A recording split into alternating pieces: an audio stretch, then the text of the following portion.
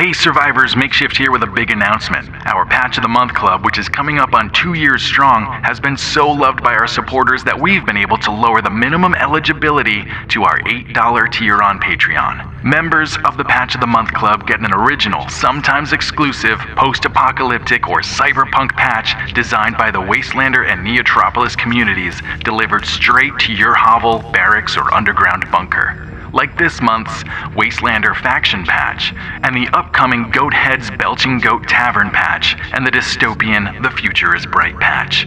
Plus, you get to see just about everything we release on the Apocalypse Post early, right on our Patreon feed. All that, and you'll be supporting one of the Wasteland community's biggest outpouring of post-apocalyptic media. So consider joining today and help us keep the home fires burning. Sign up at patreon.com/theapocalypsepost.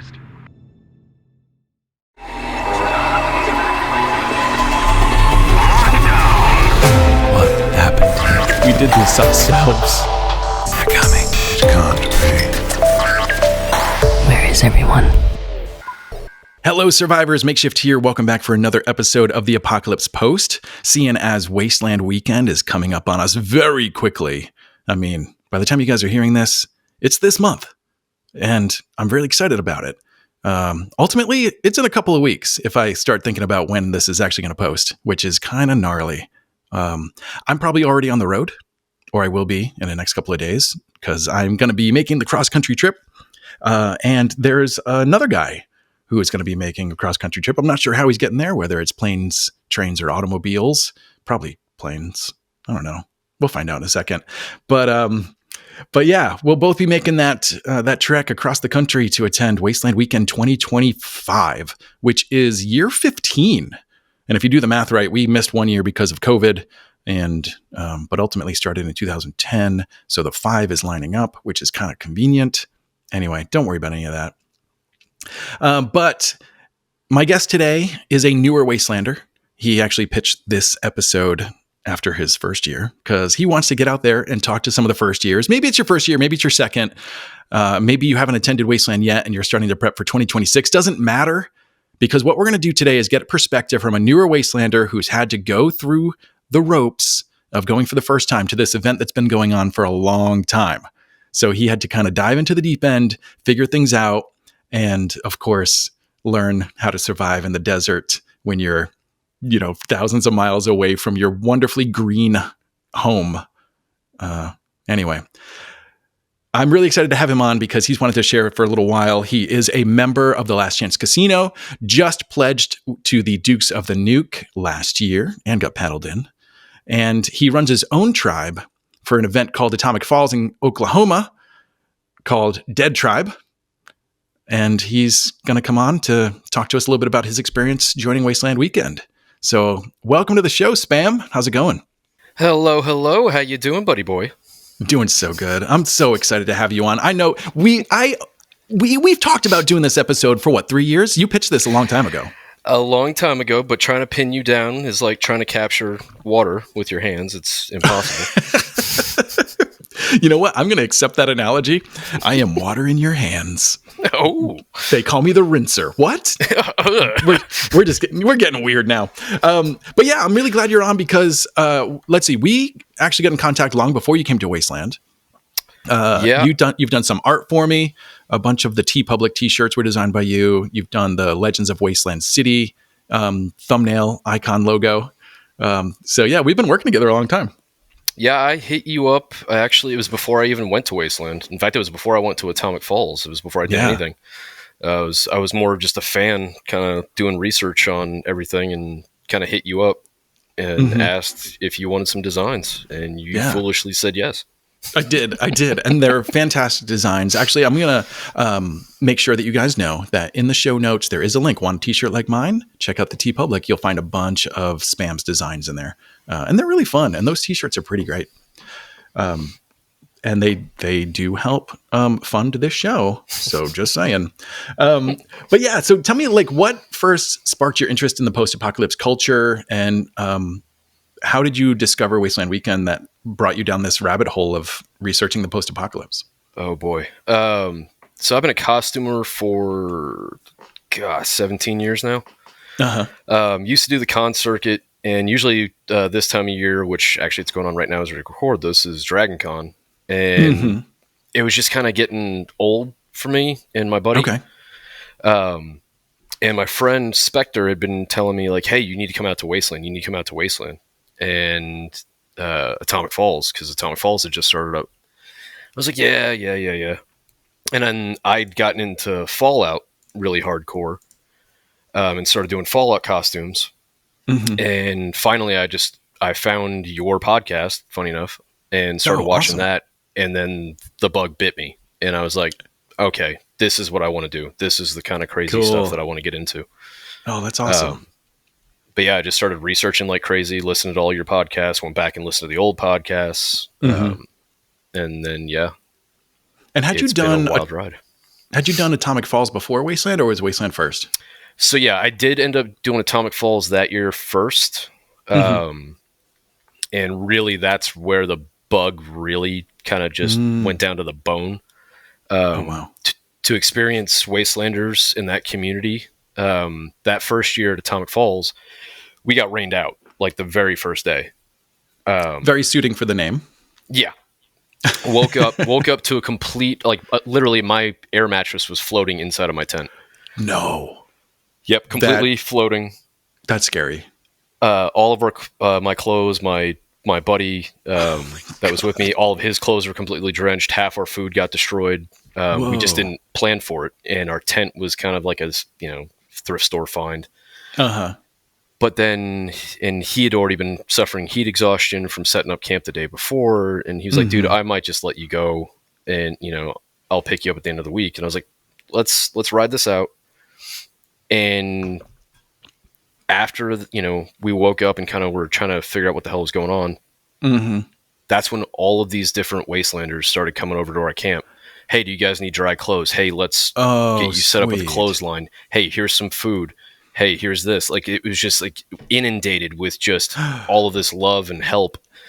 And that's really where I just kind of fell in love with everything. So you guys had like your own little mini apocalypse at this festival. Oh yeah. Yeah. And, I've kind of like talked about this before, but my vision of the end of the world, although it's been rapidly shifting lately due to real world stuff, but like my general impression is, a global apocalypse is obviously very rare. We've only had a few in the history of the Earth, where we've had like mass extinctions. Of course, at some point, humans will be part of that. But for the most part, like what we consider like the material for like a post-apocalypse movie or story is probably going to be much more localized. And so you guys had like a very small version of that where you guys flooded, but there were other people to help. And I think that, my hope is that humanity will always step up and help our neighbors like that. So kind of fun that you had a little microcosm of the world at this event. So did you end up enjoying the rest of your time? We had a blast, an absolute blast. And then it made it to where every year after that, we've always gone over to help anybody else that was in the same position that we were in. So it was like a pay it forward. Like everyone in this community that I've always noticed is a help out and pay it forward. Like it's never held over you. It's, we want to help because we want you to be here. We want you to enjoy this crazy world that we built together.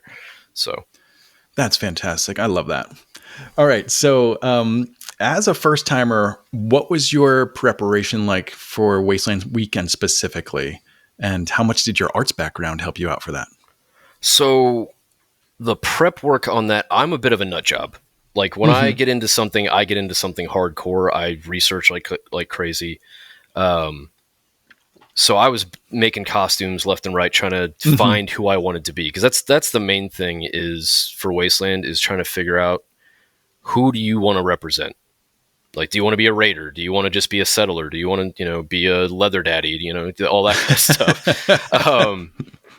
So it was me trying to figure out what I wanted to do. And part of my whole thing was I wanted to bring a piece of Oklahoma, because that's where I live, into it. Because I'm seeing a lot of more West Coast, kind of vibes with a lot of the stuff that I saw.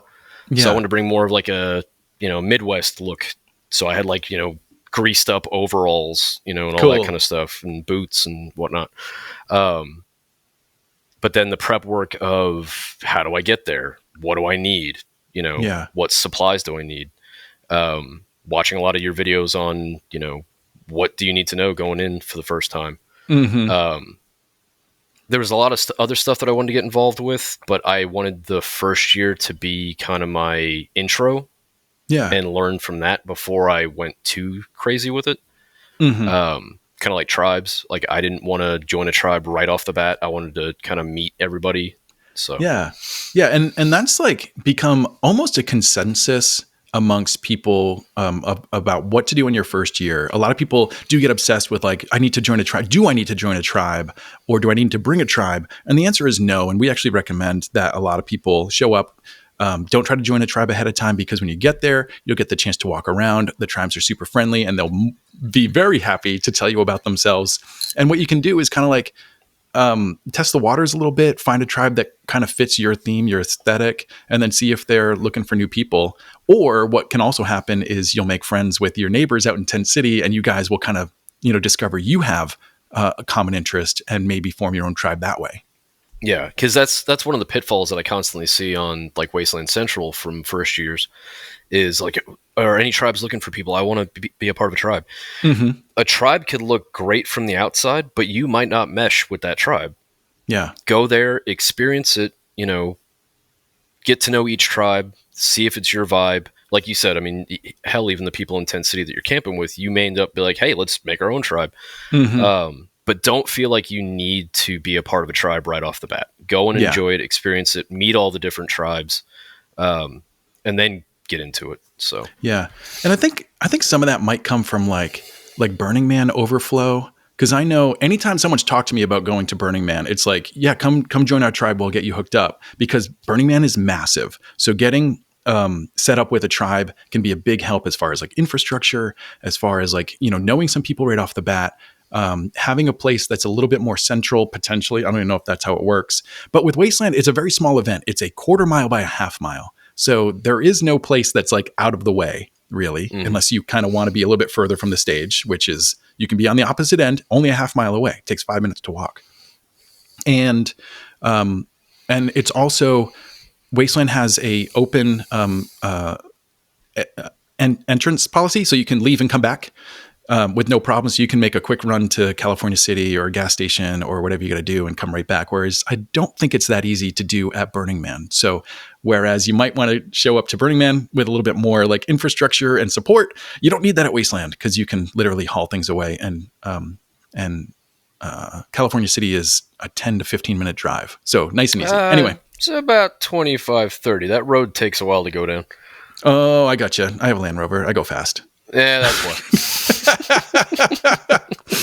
It's kind of like, that's my one time a year where I actually get on the dirt with the damn thing. So I'm like, let's throw it into off-road mode and lift it up a little bit and go. Yeah, if this is your first year going to Wasteland, the road going into Wasteland Weekend is extremely bumpy. It is a 5 mile long dirt road, and the grading is like, it's a bone jangler.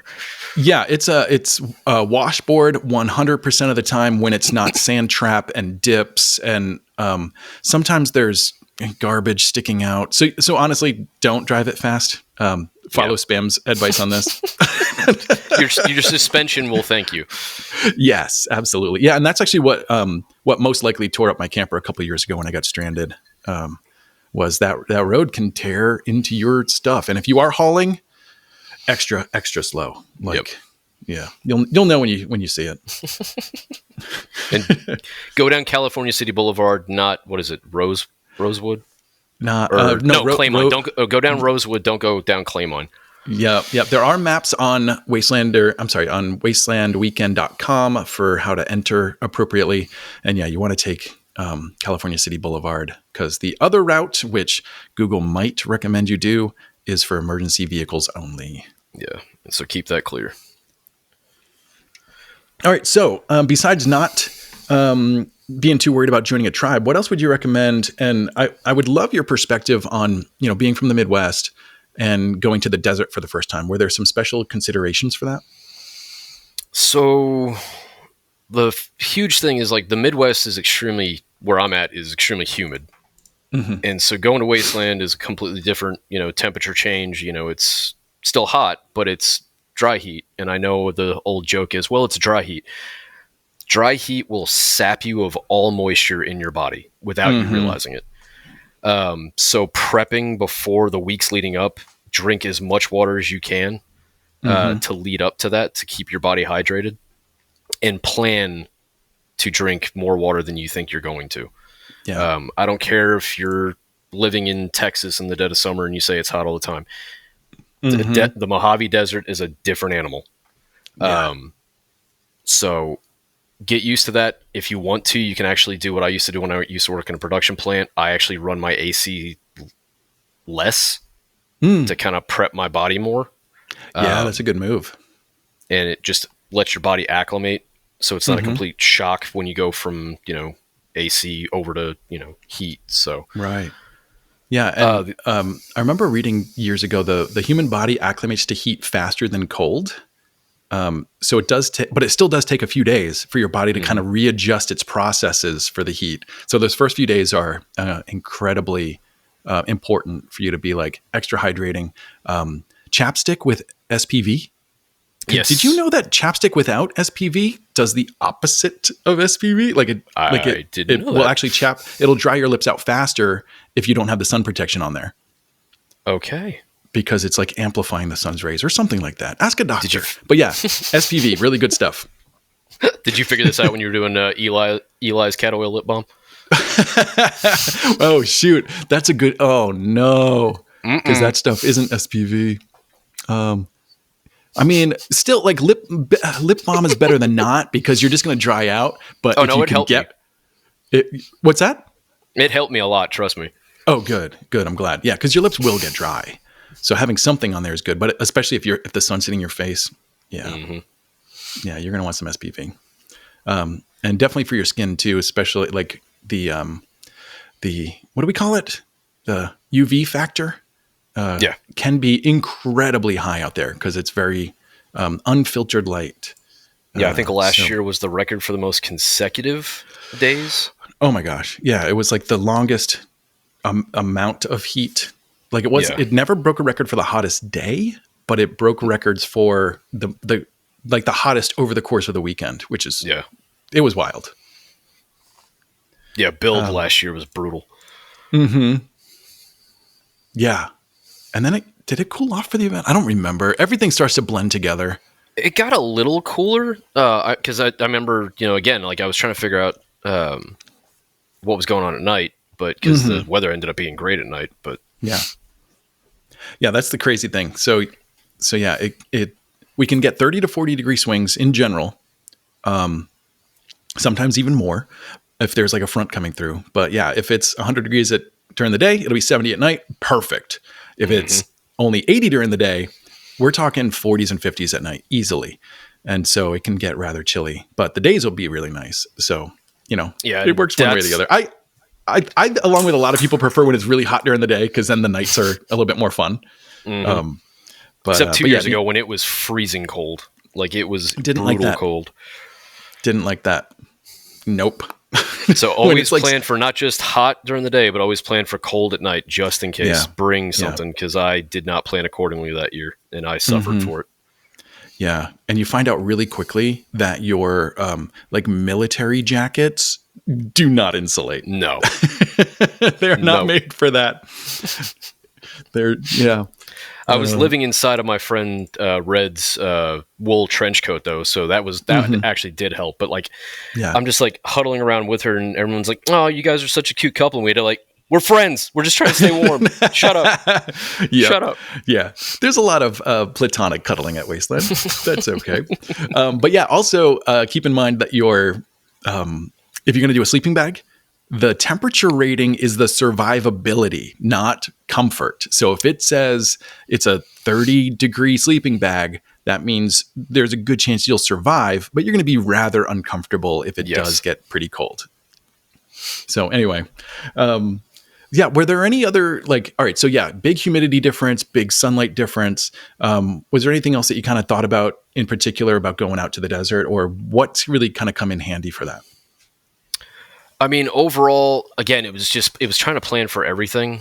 And then trying not to overpack, but packing enough. And then hitting up people. I mean, utilize Wasteland Central, Wasteland Basic Training, r/Wasteland Weekend. Because the big thing is, if you have a question, more than likely someone has asked that question 1,000 times over. Right. Use the search function. Yeah. But yeah, it was also trying to plan the trip because I traveled on the Great 40 and utilizing that. So yeah, awesome. Yeah, the Great 40 migration has been going, 10 years strong, give or take. It's really cool. It starts, it used to officially start in Nashville.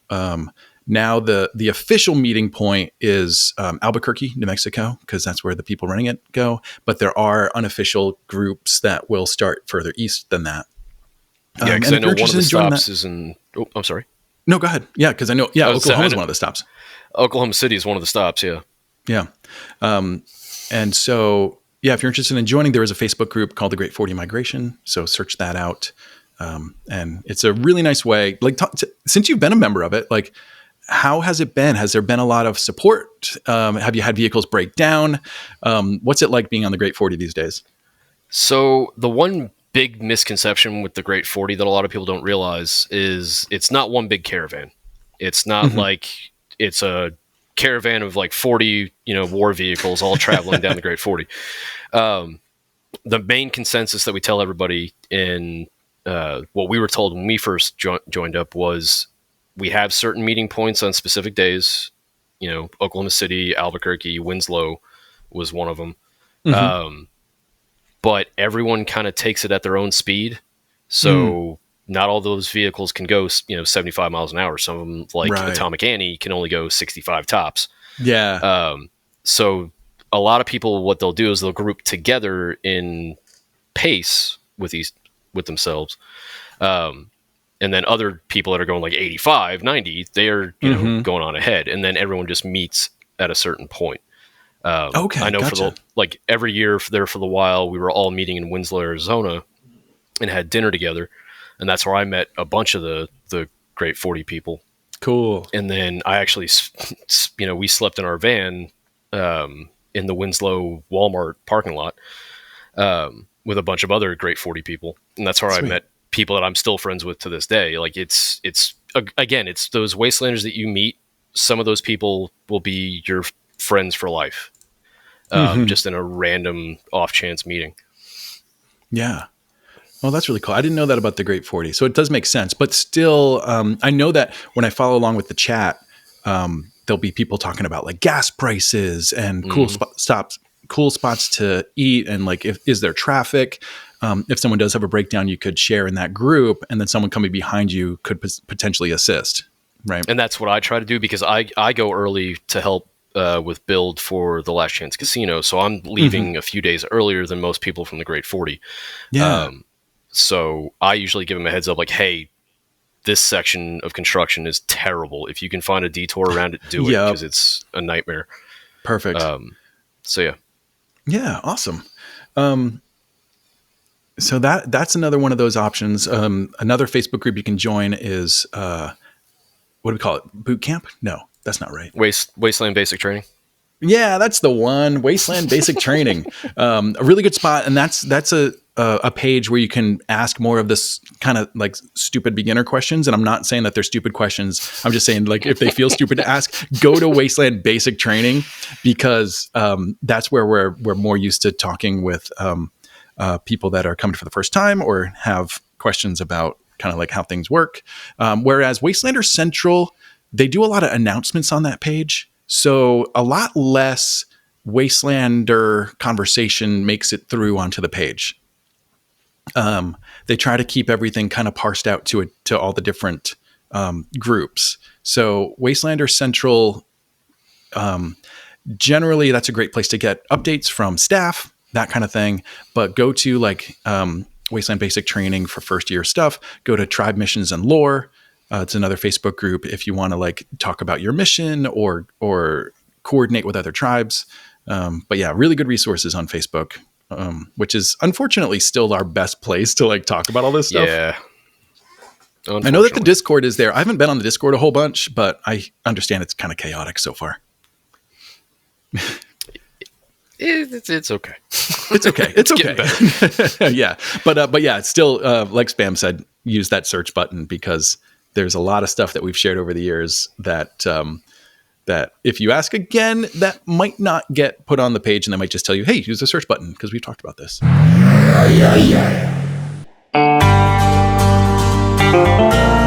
The Dead Raider Jerky Company is expanding to new territories, and we've got a whole new line of products your dirty feet are gonna love. Those raiders thought they could hide from us. Instead, they're giving their hides to us. Introducing Raider Rugs. These short-haired leathers will beautify the entry of your hovel, or can be used as an unwelcome mat to let all the raiders know they can't just walk all over you anymore. It's you who's going to be walking on them. Raider rugs are 100% natural, come in various sizes, and are completely unique, and so may contain stab wounds, bullet holes, scars, burn marks, or tattoos.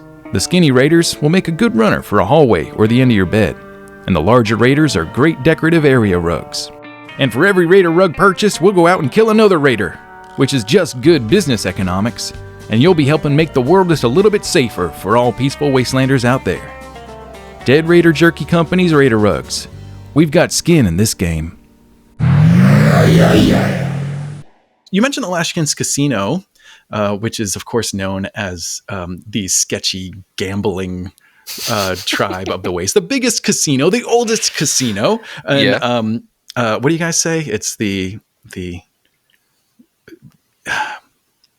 totally legit. How do you guys phrase that? It's completely honest and legit and totally not cheating casino in the Waste or something like that. No. Yeah, it's something to that effect. I know one of our catchphrases is friendship is the real jackpot. So. Oh, I like that. That's better. That's better. So tell me about when you joined up with the Last Chance Casino, what about them attracted you and how has joining up with a tribe like that is 100% like a service-oriented tribe, how has that kind of shaped your wasteland over the years? So that first year, there was a bunch of tribes that I'd kind of done research on. Again, I'm a kind of a research junkie when I get into something. And I'd seen a handful of tribes that were like, oh, this they look kind of cool. Let me, do this. Oh, and also one tip out there, if you want a way to kind of ingratiate yourself to a tribe, buy their merch before the event. Oh, yeah. That helps them out. And they'll be very happy to talk to you when you say, hey, I bought some merch from you. So that's actually what I did. Before I even went to Wasteland, I bought some Boneyard Buzzard merch. I bought Last Chance Casino merch. Who else? I think there was somebody else. But anyway. But I got there and I was like, I want to look at these different tribes. And 3 of them really were kind of hitting the mark for me. And that was Rabbit Asylum, Dukes of the Nuke, and Last Chance Casino. And all 3 very different vibes. Yeah, because you got Rabbit Asylum, which is like the metal, they all escape from an asylum theme. Dukes of the Nuke, which are all gun runners, Vietnam, Korea, war era, and then Last Chance Casino, which is just a bunch of degenerate gamblers. That definitely has like a little bit of like a Fallout New Vegas, almost like retro 50s, 60s kind of vibe. Overall, yeah, we kind of go towards the gangster vibe when we do have like a uniform look. We always all try to look like gangsters. But when I went over to the Last Chance Casino, I asked if they needed help. I love playing cards. I'm a big poker player. Oh, sweet. And so that already kind of like hit it off the bat for me. And I bought some merch from them, which then, like I said, ingratiated myself to them. Right. Like, hey, you bought merch. You've never even been here. You're a first year. I was like, I just want to support, cool things. And I like what you guys are doing here. And so they're like, well, do you want to join the tribe? Have you thought about joining the tribe? I was like, I have. And sure. Sweet. They're like, all you have to do is, you have to work one shift. Now things have changed since then, but it was, you have to work one shift, you can be at the bar, you can work card table, all this kind of stuff.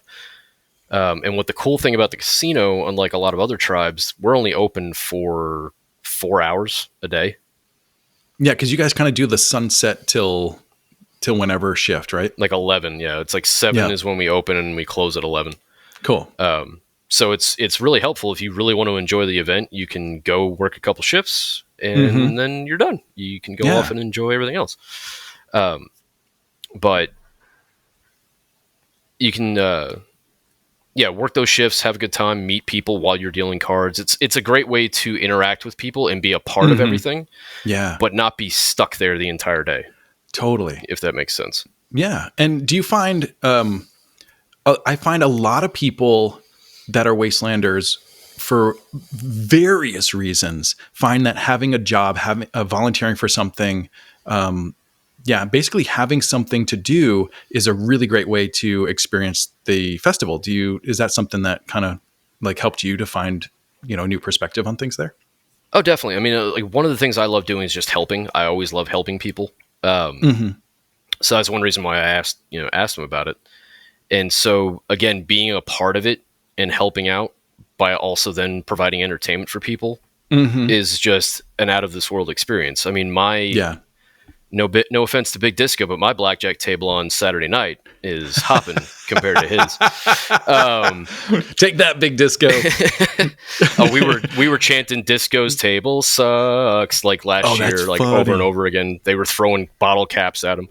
Oh my gosh! And Big Disco is, of course, one of the founding members of the Last Chess Casino that has, over the years, found his way away from the tribe to do other things. He loves being a go-go dancer. He likes hosting a lot of shows, like at the Rec Room.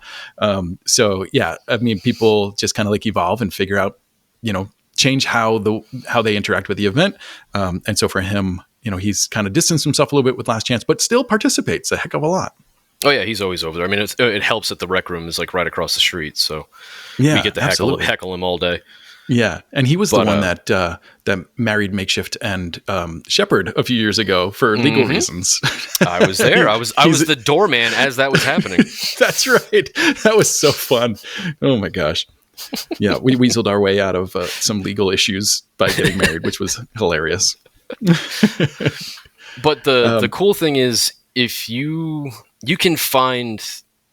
are into helping, you can find a way to help in however way you want. Be that being entertainment. My friend Spectre, the one that got me into Wasteland, she's a dancer. She likes dancing. Yeah. So she went and performed with the Black Thumbs last year at their stage. Yeah. If you want to just be, help with medic and all that kind of stuff, which is also a good way to get a discounted ticket. Yeah. So there's different ways that you can be involved in the event. And if you want to be up front and center, then find a tribe that deals heavily with entertainment. Yeah. If it want to be low key, then maybe jump on build crew. I know a lot of the people with the casino, they'd prefer build over, dealing cards or working the bar. So that's what they do. Oh, sweet. So, yeah, that's awesome. And just so you guys know, the volunteer program for Wasteland Weekend does earn you a free ticket or a partial ticket. Generally, it requires 2 8-hour shifts for the full ticket. There's everything from build crew to medic to security to go-go dancers and stage performers. If you volunteer handler. For animal, wait, is that a thing? Well, I know we had one person. Trapper used to be the animal handler, because I know they had to get a snake out of my tent. Really? Uh-huh. Wow. Yeah. Animals generally don't come into camp, but we are in their space. What kind of snake was it? From what he said, I think it was just a small little rat snake. It was only about a foot long. So like originally, I get back to my camp. I'm exhausted. I've been running around all day.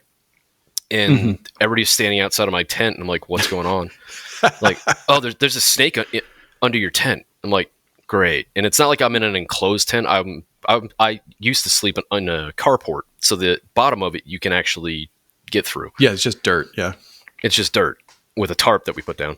And sure enough, he chose right underneath my cot, and I'm like, great, wonderful. And so I'm like, well, how big is it? And like, oh, it's just, it's a small one. And I went over and I used the blue light phone, the emergency phone, and let somebody know, which has a walkie in it. And I was like, hey, I'm over at this corner, and I've got a snake under my tent. And I'm like, all right, we'll send somebody over there. How big is it? And I'm like, oh, it's only like a foot long. And they're like, oh yeah, those are the ones you have to watch out for. I'm like, no. What, really? And then Trapper gets there and he's like, no, it's fine. There's nothing bad about it. Oh, okay, good. Yeah, just so you guys know, we do have a lot of rattlesnakes that are nearby. We rarely see them. There was a year when they were warning people as they came in, hey, the rattlesnakes have been around. We've got, I think they said 3 or 4 handlers on site that year. So obviously stay away, call security. We'll send someone over and we'll just, reposition it away from the event. Yeah, they don't kill them. I want that to be clear for people out there. They don't kill them. They do relocate them elsewhere. Yeah, absolutely. And in general, we don't have a whole lot of wildlife that really interferes or gets involved with the event. There's, of course, desert mice. There's a lot of little critters that live under the dirt that'll probably stay there the whole time. We do have fire ants. Those bastards give them suck. Sacrifices. Yes. Yep. We give them That's my favorite. Yeah, because there is an invasive species that we are supposed to try to remove, but honestly, we're not going to make a dent in that. Just throw them the rest of your hot dog near their little nest, and they'll leave you alone for days. Because if they got something to chew on, they're not going to be exploring your cooler or your tent. No, we usually we draw a circle in the sand so people know where it's at, and then we just every day we'll throw a little sacrifice down into the hole. So they'll leave us perfect. Yep. And then there are scorpions. You can spot them with the black light. I don't know if they are dangerous. Do you know? I don't know offhand. I know that the smaller they are, the more dangerous they are, I think, if I've got that correct. Yeah. Let's see. But they are out there. Obviously, don't handle them, and they'll probably just leave you alone. But there is an issue of shake your boots out if you leave them outside your tent, especially. Yes. Because who knows? Store your boots upside down. Yep. And then, of course, we've got the foxes and the birds and the whole deal, coyotes. They'll generally not be nearby by the time the event starts. All right, sweet. Let's see.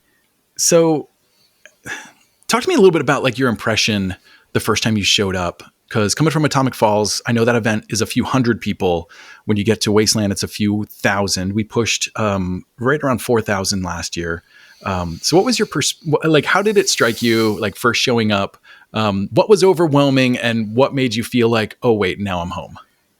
So the overwhelming part was just the campground, I guess, everyone being so tight, in together. So get used to that if you come out there, and don't try to worry so much about finding a camping spot with other people that you don't know. Get there, get to the spot where you think you can walk late at night back to your camp, okay? And ask people, hey, is it all right if I dig in a tick right there? Yeah. Because that's that. Because that's the one thing that people really worry about. Is just I need to find campmates. You don't. You'll make campmates if you just pick a spot. Yeah. So just seeing that was kind of overwhelming, and then just seeing the overall artistry of what people put into everything. I mean, you got to keep in mind a lot of these people come from the movie industry. They have prop building backgrounds and things like that. So you see that when you get there. And I've seen it more and more every year because obviously, when I first got there, it was still recovering from COVID. So there weren't as many people there. Now we're starting to get back to pre-COVID numbers from what I'm being told. Yeah. Because my first year was 22. So this will be my 4th Wasteland. Yeah. In 2022... let's see. We missed 2020. We were back for 21, where I think it was in the low 3,000s, maybe even less than 3,000. And we've been creeping up back toward 4. I want to say that 2019, which was our biggest year so far, was probably, I think in my history book, it was 5,200. I don't know if that's official or not, but I got that number from somewhere. It seemed like it during the day. Yeah. At night, though, I don't know what happened, but it just died. It just it didn't die. That's going extreme. Yeah. Because last year it seemed like there were an insane amount of people. I remember coming in even for build, and half of Tent City was already filled. Yeah. And there's a few reasons for that, right? It could be that it's so hot at night, people are just exhausted when it gets to be late. So hot during the day that people get exhausted. like camps like Zeke's and Skullduggers hold a lot of people in them, but they're inside and enclosed, right? Yeah. And I think that that's maybe a big thing is like a lot of people are indoors, whereas in years past, before we had all these indoor spaces, maybe people were just congregating outside a lot more. I think that's part of it. I think also, what I noticed last year is that there were a bunch of first years, and I mean an insane amount of first years compared to the 2 prior years that I'd gone. Because I tend to work the bar at the casino.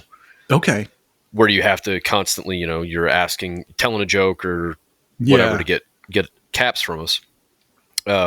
If I find out that you're a first year, I'll always ask, what's your favorite memory so far of Wasteland Weekend? Cool. Like, what's been your favorite thing? I was asking that question way more last year than I ever had before. Interesting. I wouldn't have thought of that as like a way to do a poll, but that makes a lot of sense because the casino is like a natural place you have to visit. So it seemed like, I want to say it was mainly because, Furiosa had come out, Fallout, the TV show had come out. Right, yeah. I saw a lot of Western wear last year, and so I'm definitely thinking Fallout was a big part of that. Yeah, that would make sense. And yeah, if you haven't been, especially for like Fallout fans, I've said this before, in the early years, it was like we were an extra in a Mad Max movie. Now it's like you're the lead in a post-apocalypse video game because there is so much to do, so many missions to run. LARP has become a larger part of the event, although you still absolutely do not have to LARP. You don't have to be in character ever. You just have the option to be, and people will play with you. But yeah, now it's like you can get side missions and you can earn things and you can earn clout and you can become the Pope of the Restorationists. Like it's very much a gamified event, unlike anything I've ever seen before. Oh, definitely. And it's what I love about Wasteland is it's whatever you're into, you can find something for it. I'm not big into LARPing. The only time I really even get into character is when I'm working the casino. If I'm doing like a door guy or if I'm working the blackjack table or if I'm a bartender, I will go full shtick. But if I see someone that isn't really getting that I'm joking around, I'll be like, oh, hey, I'm just messing with you right now. I'm not actually going to steal your caps. So nice. And then I'll slide them more caps just to make sure that they understand. But if you're into missions, like I'm not really big into missions, but my tribe mate, my co-lead in my other tribe outside of Wasteland, he wanted to go off and do something during the day. And so I think the Dead Crows that year were doing a scavenger hunt, and he said it was one of the coolest things he ever got to do because they had put all these different shrines around Wasteland, not just in the city, but also in the theme zone. I think there was actually one in the tent city.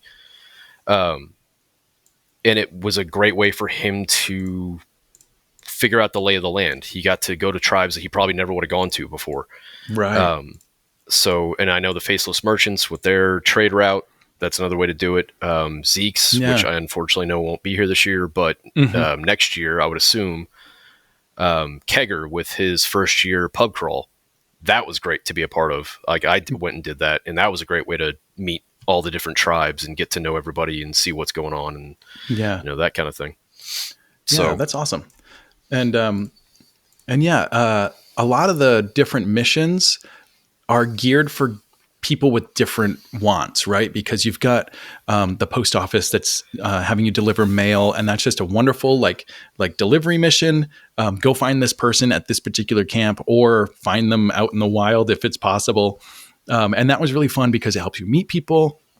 The Faceless Merchants, specifically, when you're a Faceless Merchant, you are masked. And so for people that have like high social anxiety, sometimes wearing a mask can help ease that. So they kind of provide a different way of going about things that way. There's a lot of different things that can help people through different social anxieties, or just give them a reason to go out and be social. Especially if you're going by yourself, run a few missions, because first off, when you show up to a camp and you say, hey, you guys got any missions? Boom, you're in a conversation. You're going to find out about the tribe. You're going to meet some people, and inevitably it's going to come up that, you're kind of newer or whatever it happens to be. And Wastelanders are incredibly friendly to first years.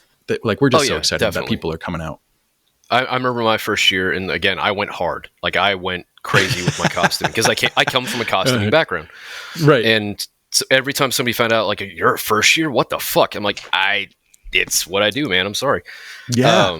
They're like, why don't you know where to go? And I'm like, it's my first time. And they just kind of like their head would, break. But one of my favorite memories of Wasteland was just happenstance. We had gone into a tribe and somebody asked us if we could transport, and I don't want to get us in trouble, but a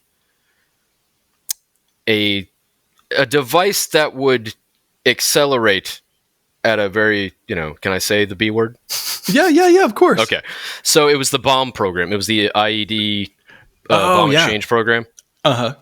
So we had gone into a tribe. They had asked, hey, can you transport this bomb to another tribe for us?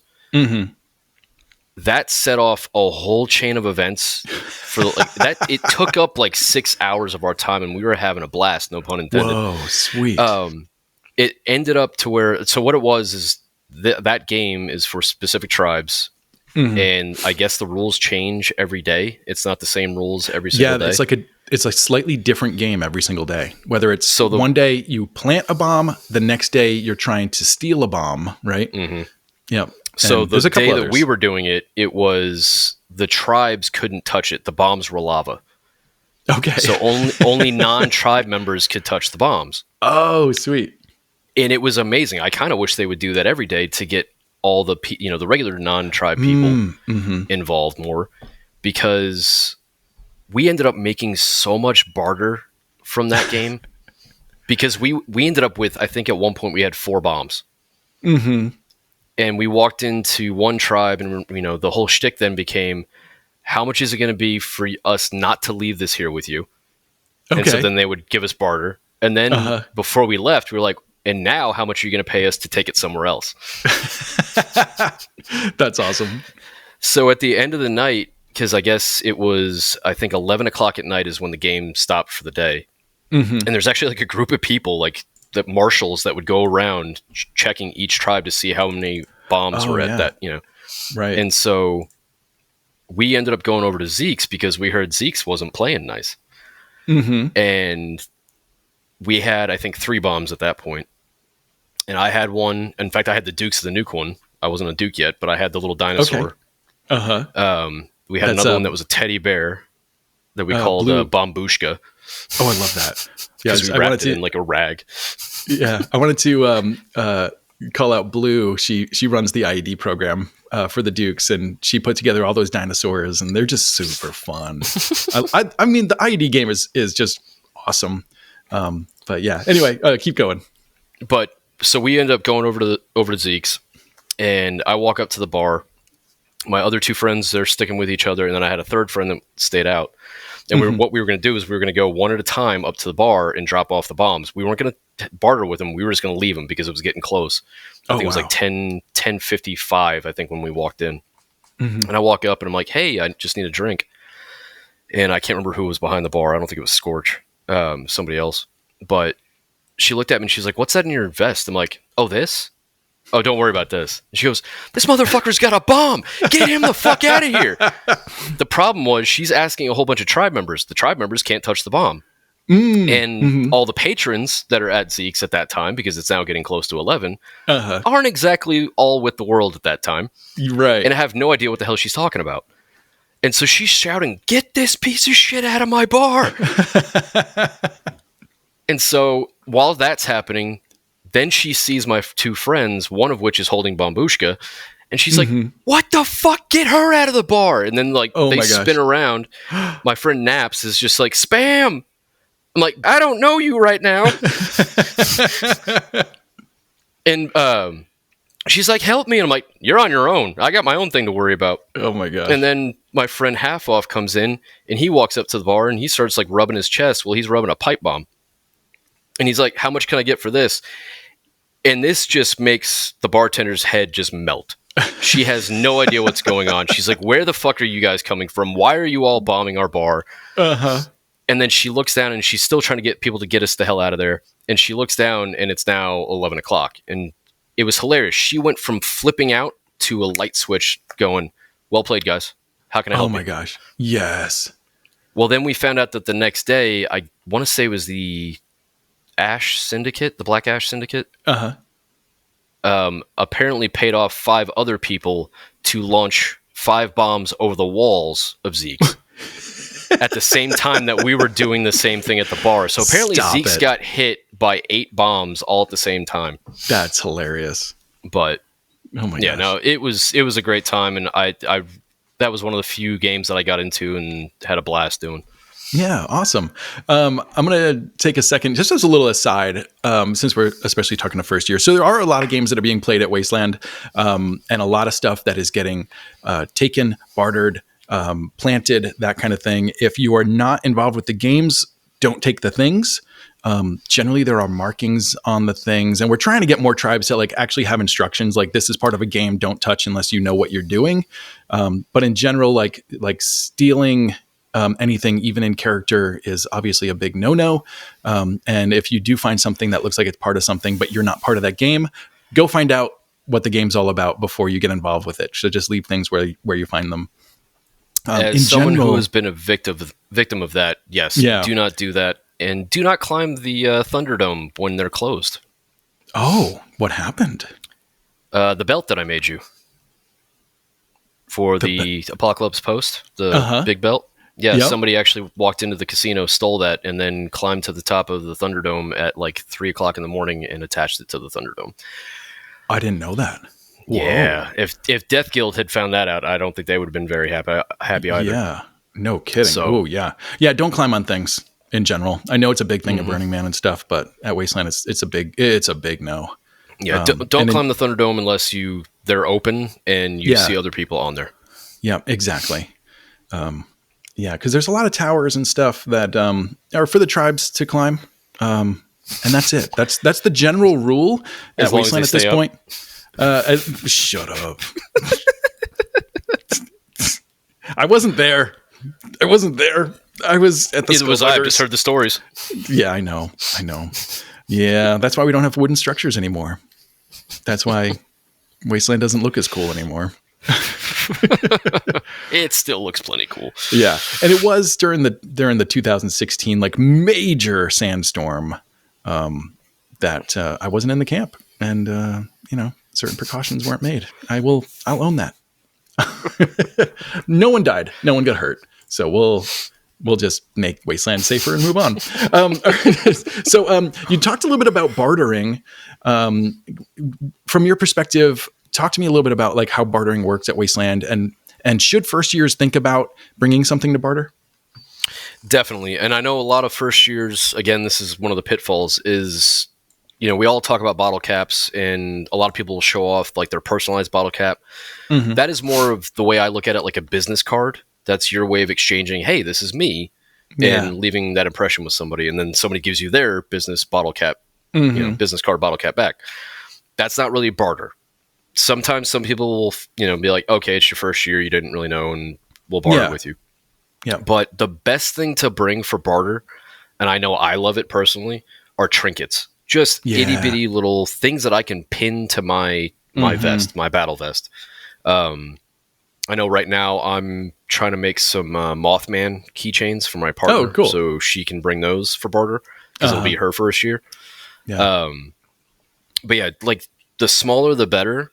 Well, not too small, but and the other thing, because I see it constantly on Wasteland Central and Wasteland Basic Training, is people going, well, do you guys think this would be kind of cool for barter? If you think it's cool, someone else, I guarantee, is going to think it's cool. Absolutely. Me personally, because my nickname is Spam. Anything spam related, I will take. I hate spam as a food, but I will gladly take anything spam related because it's in some way I can incorporate it into a costume or on my mini bike or whatever. Yeah, that's really cool. One of the coolest gifts I was given last year, it was a handmade spam earring from somebody that I actually gave their Wasteland nickname to. Ooh. Peep Show. Shout out to Peep Show, who rocked it as a first year last year. Peep Show became a legend last year. For being naked behind a curtain, or? So this was, oh God, do I tell the story? Let's see. I mean, it's not that bad. How will Peep Show feel about it? I mean, it's hilarious. It's not even that, crazy. Let's hear it. But Let's hear it. Peep Show, who I've sadly, and this is typical of every Wastelander, I can't remember their real name. Yeah, that's not a problem. Like, that's the problem with getting like Facebook friend requests after the event. Who is this person? I have no idea who you are.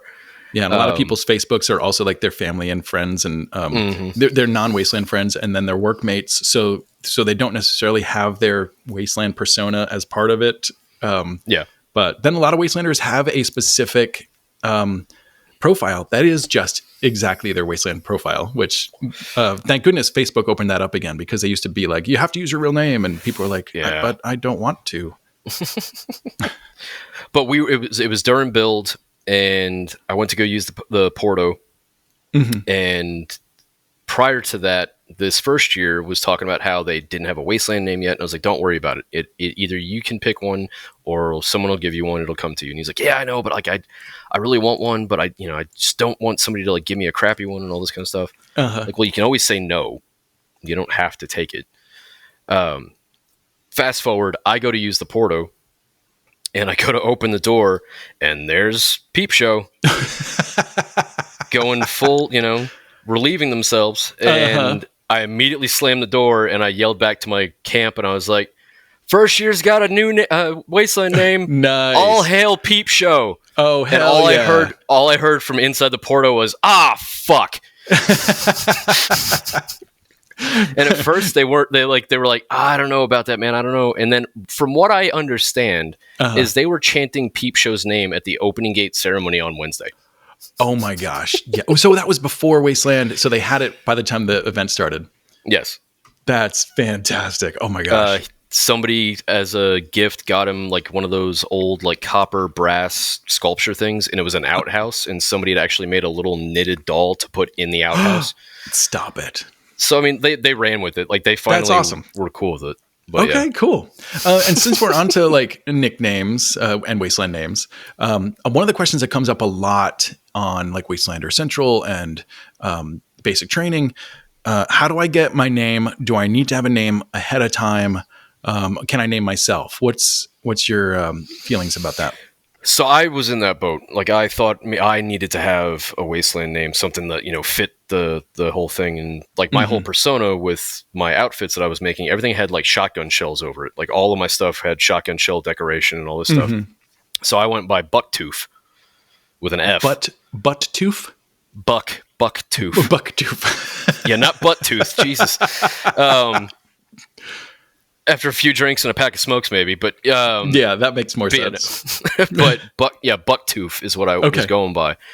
Did not stick at all. No one would call me Bucktooth, and I finally said screw it, and I was like, you know what? Just call me Spam. It's been my nickname for 27 years. Well, at the time, 20 whatever years, but and that it stuck, and everyone now knows me as Spam at Wasteland and Atomic Falls and all those different groups. So you can try it. If it works, it works. If it doesn't, that's fine. Yeah. And if someone gives you one and you don't like it, you can just say no. Hell yeah. And be like, hey, I'm sorry, I'm not really comfortable with that name. Yeah. And that's it. But it's not greatly important, but no, you're fine. Oh yeah, a lot of people still go by their real world names. Some people have been waiting years to get a nickname, just haven't found the right one. A lot of people name themselves. I named myself. You will hear on, in the Facebook channels, like you have to earn it and it should be something embarrassing. I don't agree with that. No. And it's really up to you. However you want to come up with your name is perfectly fine.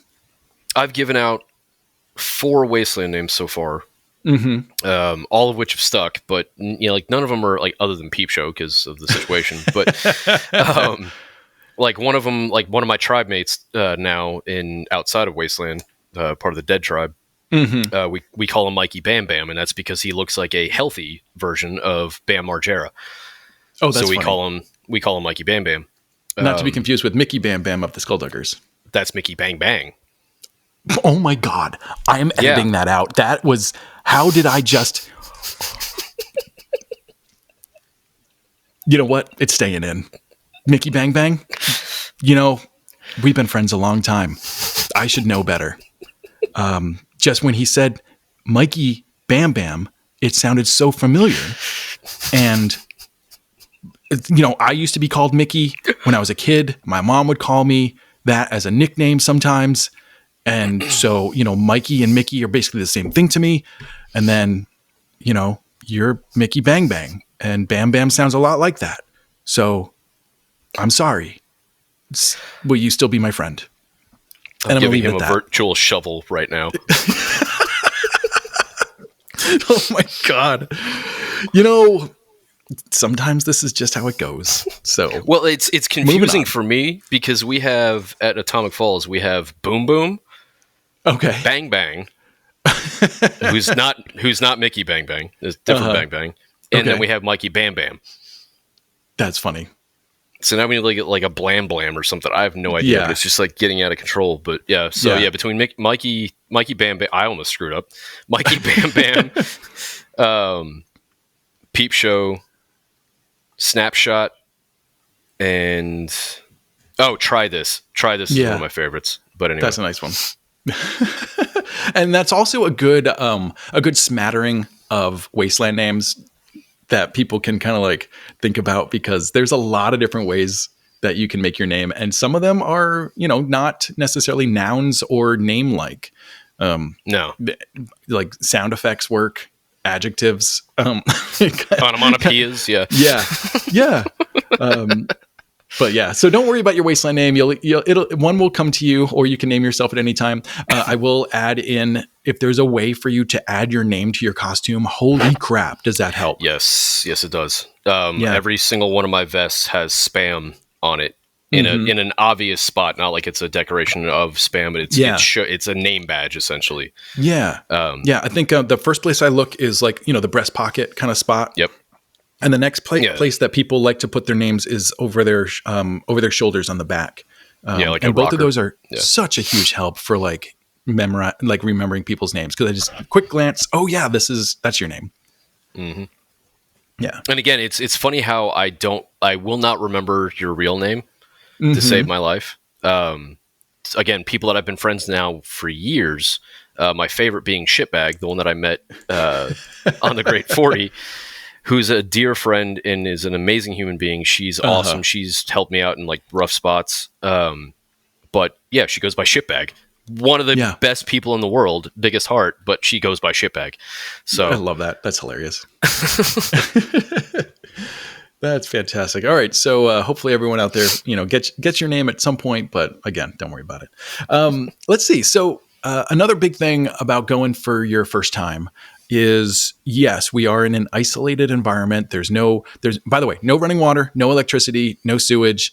It is a pack in, pack out event. The event does have a dumpster, so you can pay $5 per bag to use the dumpster on your way out.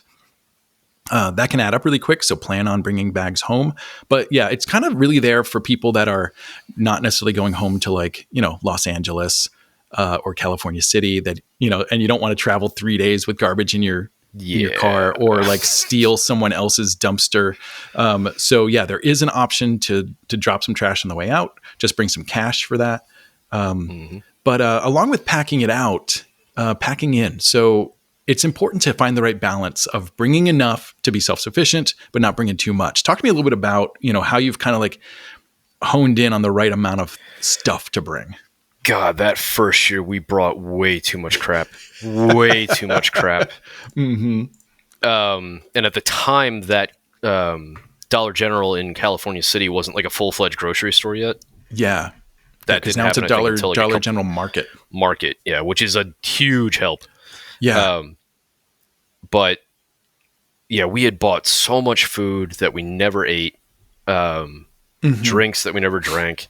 Mm-hmm. And when you're driving, halfway across the country, that weight adds up. I mean, it's taken away from your, fuel and all that stuff. Mm-hmm.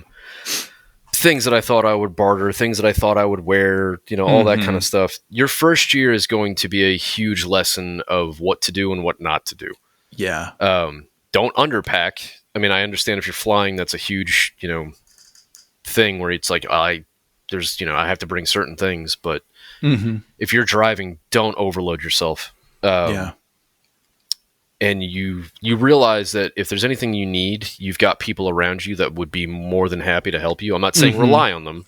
That's not what I'm saying at all. But again, like what we had that first year at Atomic, when we got screwed out over by the weather, people helped us out in spades. Right. If there's one thing I could suggest to people, that it's one thing I forget every freaking year is a pillow.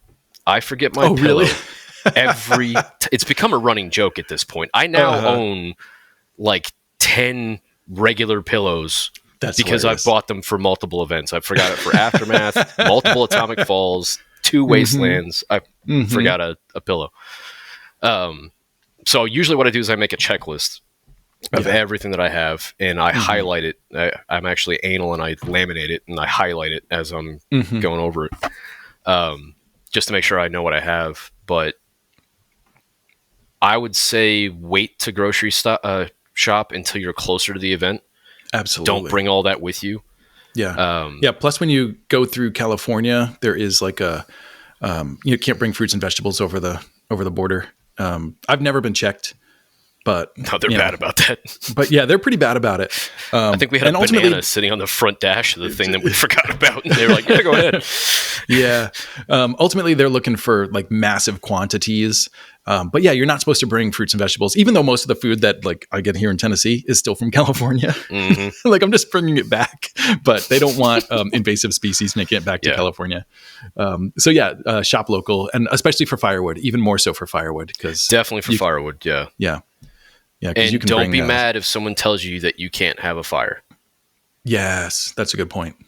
That's one thing, is always check to see what the weather is going to be like, the wind. Don't just start up a fire without checking that first, because that wind can pick up out of nowhere, the W. Yeah. I'm okay to say it right now because we're not at the event, but we're not afraid of the wind on this show. We're not afraid of the wind. We were born in the wind. But definitely check before you start a fire, because the last thing you want to do is, burn your campmates down. So and along with that, if you're planning on doing like a campfire to cook on, that is an option, but bring a propane option as well. Bring a grill, bring a Coleman stove, 2-burner. Because when we're not allowed to have open fires, we're generally still allowed to have grills and liquid propane stuff. And I mean, just be kind to the environment when we're there. Like, leave it better than how we, got to it. Like to that point, showers. I know a lot of people have, shower setups. I'm bringing one this year. Have something to catch your water. Okay. Don't let it just go into the ground. A lot of the soaps that you're using, even if they say that they're like camp friendly, don't introduce that into the soil. What I did is I actually got a basin. It's a fold out water basin. Very nice. It'll catch all the water. And then what I do is pull it out into the sun, let the sun evaporate the water. Boom. You're good. Yeah, perfect. That's a really good note. Yeah, we do want to protect our environment out there. And I know it's the desert. It looks like it's a wasteland, but it is still a home of a lot of endangered species, like the desert tortoise. The tortoise, and we don't want to mess with the environment there any more than we have to. Just simple camp etiquette also. Don't cut through people's camp if you don't have to. Yeah. That's a big one. Yeah. Have your trail to the road and use the roads as much as possible. And if you need to ask, don't just do it. Yeah. I feel like there's like a lot of camps will create some kind of boundary, whether it's, vehicles or just tents are close together, or they'll have their stuff stored around. Don't cross that barrier. But of course, you're welcome to like go around camps, but sometimes it's hard to judge. So in general, I like to feel like there's a few feet, between me and things, to know that it's okay. 'Cause obviously like it's hard to walk around, especially if you're just trying to go to the other side of the block.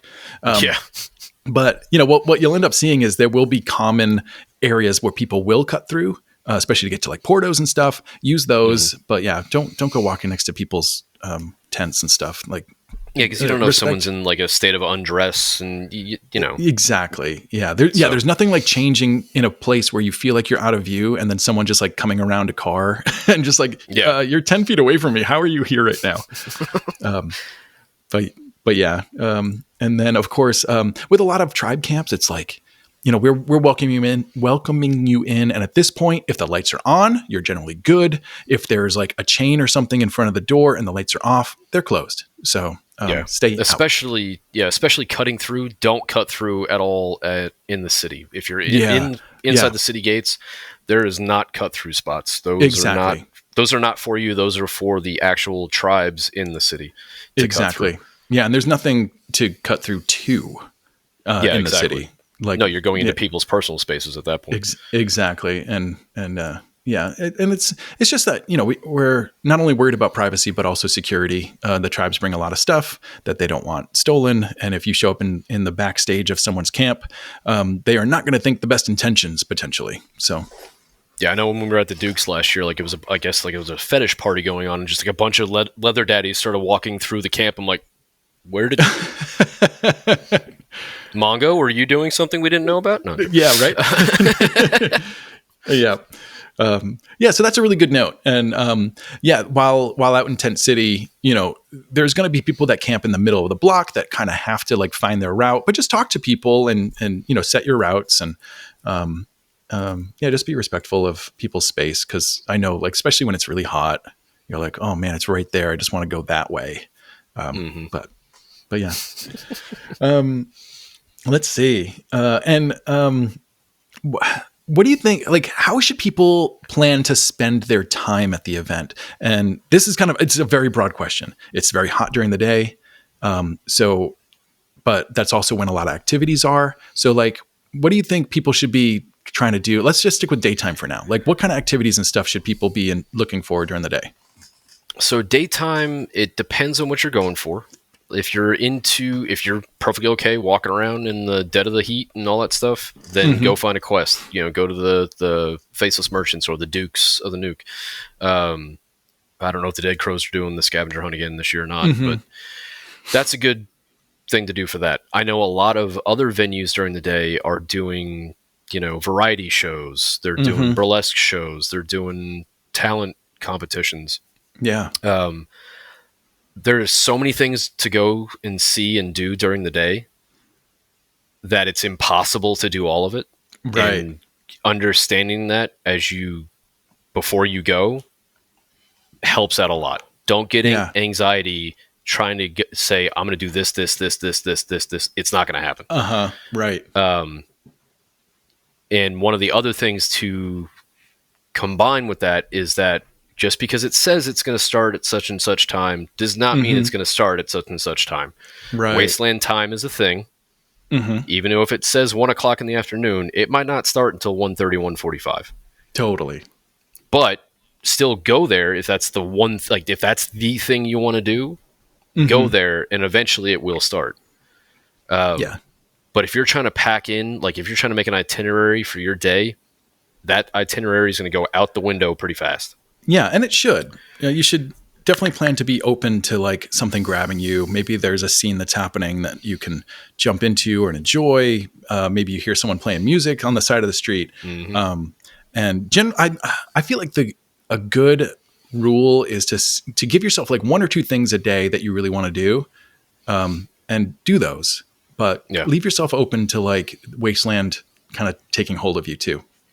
Yeah, definitely. I mean, again, like the random occurrence with the IED game, that was just because we walked into a tribe before we were on the way to go do something else. That other thing that we were going to go do, we didn't do because we were so enamored by the IED game. Yeah. Like I only plan for like the course of the 5 days that I'm there, not counting the build days, maybe 3 or 4 things. Like I know I'm going to go to the mini bike meetup and ride along because it's one of the coolest things I've ever been a part of. When we get to ride after the contest, we just take over Wasteland City sorry, Jared, but we just drive around Wasteland City. It's like, awesome. I think we had like 50 mini bikes last year. That's awesome. I'm sorry I missed it. I was getting ready for my live show at the rec room. Otherwise, I would have been there because I had my mini bike last year. Yeah, that's how it goes. You got to make decisions sometimes. That's my point, though. Like you need to figure out what you're going to do and do that thing. I go see Attack every year. Yep. And you saw me in the pit a couple times. That was a dumb move on my part. Still have the 5-inch scar on my back from that. What? Really? Oh yeah, I've got there's a scar on my back. I woke up the next morning and somebody's like, dude, you're bleeding. I'm like, what? My God. And sure enough, my tank top was like stuck to my back, and it was just someone, I guess, had something a little bit too sharp, which note to people out there at night. Yeah. Or if you're in the pit, Yeah. don't have on sharp objects. Yeah. But yeah, I apparently had a 5-inch gash on my back when I was in the pit. A lot of people like to do like the spiky studs or have like a metal, what's it called? A bracer on their arms or something like that. A lot of people use license plates for stuff at night. Take all that off, especially if you're going to be in a crowded area, and doubly, especially if you're going into the pit. And honestly, this is one of the things where like security will pull you from the pit and be like, take this stuff off because you can really hurt people. Yeah, I literally had a pile of my armor sitting off to the side. I think I was actually next to your camera. Oh, hell yeah. And before I jumped into the pit, and I was just like, I'll be back. And I came away with a 5-inch gash and 2 bruised ribs. Wow. And I find that like the Wasteland pit is generally like, it's super rowdy still, but it's also incredibly friendly. Like it's super friendly. Yeah. Yeah. Yeah. I've never had a problem at the Wasteland pit. Even with I bring my camera in there sometimes, and I have fun because that people was are just hilarious when you did that. Your freaking camera's upside down. At one point, I think you were almost upside down. Yeah, that is very true. Yeah, there's a lot of very large people in there. But yeah, like I always plan the mini bike build up, attack, and like a couple other things, and that's all I plan for because I just want to experience Wasteland as it comes at me. Yeah, yeah. But I know there's a bunch of people out there that that's their thing. Like they love planning. Just know you're not going to be able to get everything that you want done. Yeah. If you do, come find me, and I will gladly give you some kick-ass barter because I don't see that happening. Right. And that things might not start on time. More than likely, they won't. And you never know when we're going to have one of those big windy dust days. And by the way, things still go on. Very little gets canceled because of wind and dust, no matter how bad it is. What else am I trying to say? Oh, and you just never know when the heat's going to get to you. Make sure you eat and drink. But when it comes down to it, if you're feeling lightheaded, woozy, nauseous, you need to go take a break, get some shade, drink water, eat food. And then, of course, we've got medical that is 100% ready to take on people with heat exhaustion. But just make sure that, you're doing your part to make sure you don't get there. But if you need to, go to medical. They'll take care of you. Yes. And it's cool in there. Yeah, they checked me out. They shook their head when I told them what had happened. It's like, what are you having problems with? Like, I'm having trouble breathing. I think I bruised some ribs. What'd you do? I was in the attack pit. Oh, there's your first mistake. Yeah, Sawbones was in there, and I'm just like, shit, he's gonna be mad at me. But I'm pretty sure I've seen Sawbones in the attack pit. That seems like a place you would go. All right, let's talk about nighttime, because nighttime, the vibe is very different than during the day. How do things shift? Like, how's the energy shift?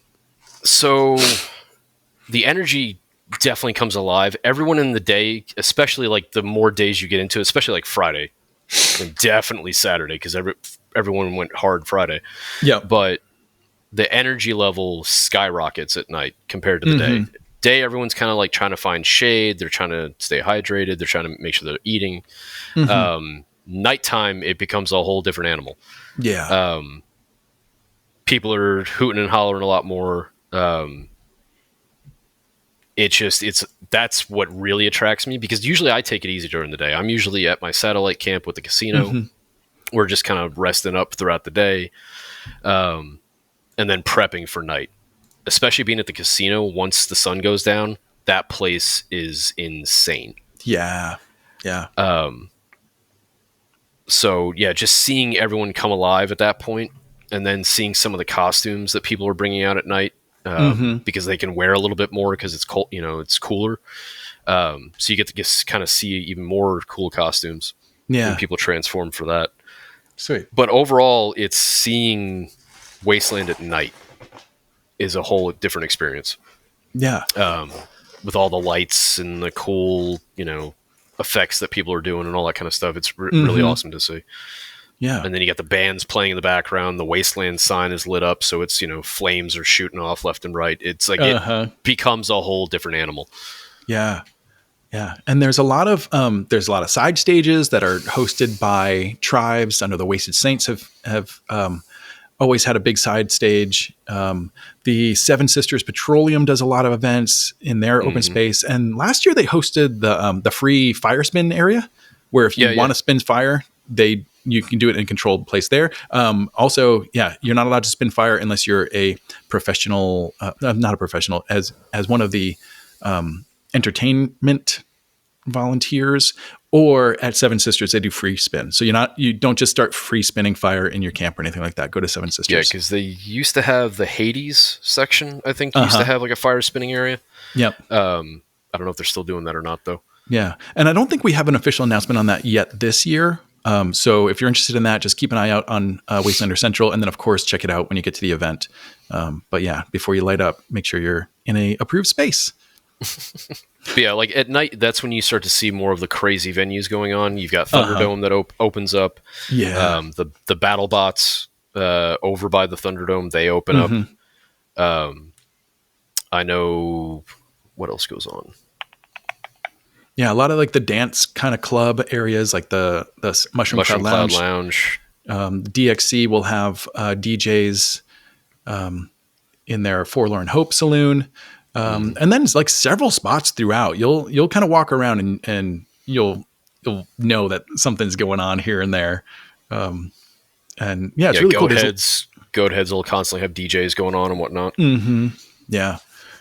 Yeah. And speaking of which, we started to talk about this a little bit earlier about how last year it felt like, the population kind of died a little bit in the city itself. And did you notice that Main Street, especially outside the gates, has grown into like a little bit of a red light not a red light district. That's the wrong thing. But it's almost kind of right, but almost in a weird way. You know how every downtown, there's always like downtown where all the buildings are, and then there's some other neighborhood that all the cool stuff's at. And it feels like right now that is the strip immediately outside the gates, with the love bombs, with the goat heads. Last year it was Zeke's. They won't be there, but it feels like that has become a brand new central spot for activity. And I think part of it is because the vendors got pushed back.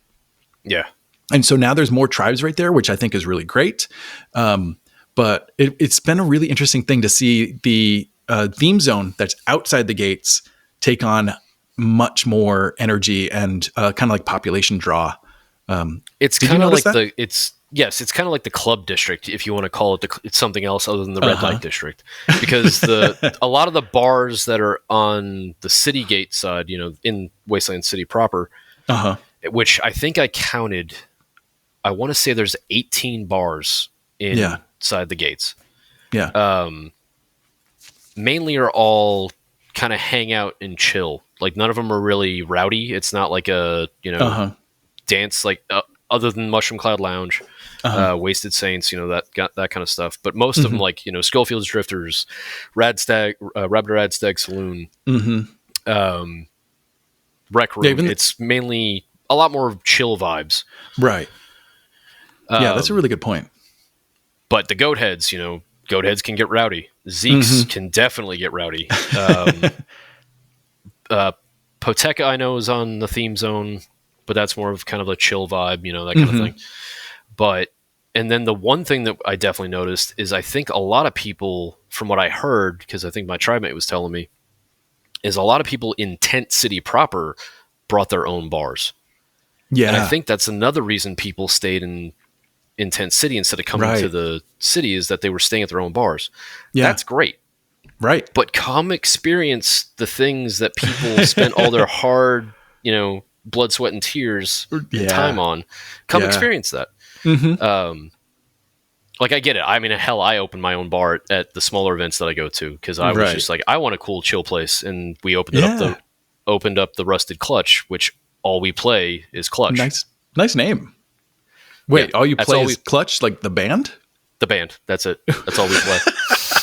That's hilarious. The shtick is that those were the only albums that we found, but the thing is, the three founding members were all massive Clutch fans. So that's all we play the entire event when we're open is Clutch.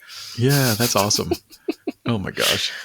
But find your niche. Like, don't just, bring all this stuff out here. There are plenty of bars inside the city that can definitely help you with all that. Yeah. And it shows them that you appreciate what they've done. So, get out there and explore. And just like any real city, like the variety of different bars, drinks, vibes that you'll find at Wasteland Tribes is like incredible. It's so wide. Like the Wasted Saints. You'll go from swill to the finest cocktail you've ever had. Yeah. Because like the casino, kind of famous for having kind of like Kool-Aid drinks, right? Kind of like we mix this juice kinda powder with some definitely plastic Kool-Aid. vodka. Yeah. But you guys are also serving en masse, right? It's a whole different thing versus going to like Radstag or going to Schofield's Drifters, where they're kind of like doing a higher end like what am I trying, like craft cocktails service in a way. Yeah. You can definitely find. Yeah, like I have to shout out the Apox because some of their cocktails that they've concocted are amazing. Wasteland officially has to be a little vague about the rules about who tribes can serve alcohol specifically. We are not Wasteland on this show, so if people are wondering, hey, how do I get a drink around here? What should they know? So, a couple things. One, we can serve our friends. So it's like we're all camping together. We're all on a big family reunion. We're just sharing drinks with our friends. We're not serving you. We're not expecting you to pay for it because you're our friend. You're not an actual customer. So that's one way that's why we're able to do what we can do. Yeah. Now, depending on where you go, each bar is a little different. The casino, you don't have to do anything for us. You have to do stuff for caps. That's how you get the caps, is you have to either tell a joke, do a trick, tell me your favorite memory if you're a first year. Barter is a huge one. But for the drinks themselves, nothing. I will check wristbands, though, because this is an 18 and up event. Right. And that's one thing that I definitely make sure that I'm doing is I'm checking wristbands. Yeah, and all the tribes are given that responsibility. Yeah. The last thing I want is the sheriff, shutting us down, so... Right. I know some of the other places you have to barter. You have to do a trick. It used to be to get into the Ghoul Crest. You had to tell some fanciful tale and all that kind of stuff. Yeah, it was it's a members only place, but it's always inclusively exclusive. Like yes, even when the bars are exclusive, even when they're VIP bars, there are ways to earn your way in. And of course, tribes are welcome to have their own bars that are just for them. Keep that in mind. Like sometimes, yes, this is not a place for you as a general Wastelander. There are bars that I don't go to because I haven't been invited to them. Even though, they're well-known prominent places. And in general, go around, talk to tribes during the day. They'll let you know, hey, we're going to open our bar later. Come on by. Boom. You are now friends with that tribe. And that's the other thing is that ties in with the barter system. Some bars are VIP bars. They're not doing it to be exclusive. There's a way that they're trying to get you to play the game, waka shenanigans. Exactly. Yep. And so one of the things that I do for barter is I actually buy a 10-pack, and I'm curious how many people are going to steal this idea, but I buy a 10-pack of those small Fireball bottles. Okay, like the little nips. Yeah, the little itty bitty ones. And I will grease the palm of the door guy if I don't have VIP access to that bar. And so that's one way that I got into a couple bars that were VIP. Is like, I'm just like, hey, here's this. Oh, there you go. What I liked at Kaiju at Neo this year is that they had only one door guy, but 2 entrances. Right. I noticed that. Door guy was asking for barter, grease his palms. Yep. But you could have just gone through the open door that had no door guy and got right past him. So he was kind of playing the system. I noticed that. I don't know what their plan was, but there was definitely a major gap in their system. But like at the Tabernacle, which is Attack's, VIP bar, that's how I got my buddy in because I had already had one, but that's because I had, gifted Tim something else. So that got me my little VIP pass. Yeah. But my buddy took a little bottle of Fireball and gave it to the door guy, and now he has a VIP pass. So hell yeah, it's easy to get into VIP areas. Yeah, absolutely. Just be creative. They're not trying to keep you out. They're trying to make you play the game. Yeah, but if someone does say, "Hey, we're doing a special event tonight," sorry, that's different. Just go. Okay, I'll check you out another time, and you can get more information the next day or whatever it happens to be. But yeah, I mean, every tribe has the right to kind of police their own boundaries and make their own rules. So it really is just about talking to people, finding out how it works here. And of course, if you don't want to do any of that, you can always go to the Atomic Cafe, which is right near the stage. And who still makes fabulous drinks. Yeah, the drink game has gotten better. I've noticed that. I mean, usually I find like my one favorite bartender, and I will make sure that I always go back to that line. Like, dude, there's only like 2 people over there, and I'm waiting on like a 10-person line. I'm like, no, there's a reason I'm staying over here. Yeah. And very often, especially if the line's not long, you can kind of chat up your bartender a little bit. You can say, hey, you're not going to ask for a specific alcohol, but you can be like, hey, I see that bottle right there. Can you mix that with some juice or with some ginger ale or whatever it happens to be? And they'll do what they can. They work off of donations, so they don't always have everything. But yeah, I think the drink game's definitely gotten a lot better over the last couple of years. And that brings up a good point too, especially for first years. And that's something that we did our first year is we heard that Atomic Cafe runs off of donations. Has to be sealed. All right. Yep. Do not bring homemade concoctions. Yeah. So these have to be store-bought items, but mixers are a huge thing for the Atomic Cafe. They need mixers badly. Yeah, and shelf stable. So no refrigerated juices. They make orange juice, pineapple juice, grapefruit juice that are all shelf stable. Bring those. Yep. And then that's also another way to get in with a tribe. We also went to tribes and heard that they had a bar, and we donated to that bar. One place to do it, if you really want to challenge them, is the Rabbit Asylum. For those that don't know, at the Rabbit Asylum, what they do is every time they finish a bottle, they shut the music down inside the bar, and they start singing 100 bottles of booze on the wall, 100 bottles of booze, and they sing the whole thing, and then they turn the music back on. Yep. Well, I think last year was like 136 bottles or something they had that they had to finish. Holy crap. And I think they did. Yeah. One of my favorite times was to go in there. It's also a good way to get your cup really filled up because I went in there and I was like, which ones are close? Because I wanted to hear them do it. And he hung up a bottle of scotch. And he was like, and he shook it in my face. I'm like, yes, please. Yes, go ahead. Hell yeah. That's awesome. And by the way, go ahead. I was just going to say, if you are into homebrew stuff, the tribes may serve homebrew stuff. So unlike Atomic Cafe, you can go into, who am I thinking of? The mead guys. Is that the Flying Dutchman? No, not Flying Dutchman. It could be the Nordic, too. Why can't I tell I can't remember. I'm going to run over to my map. Hold on. Yep. Excuse us for a short break. Why?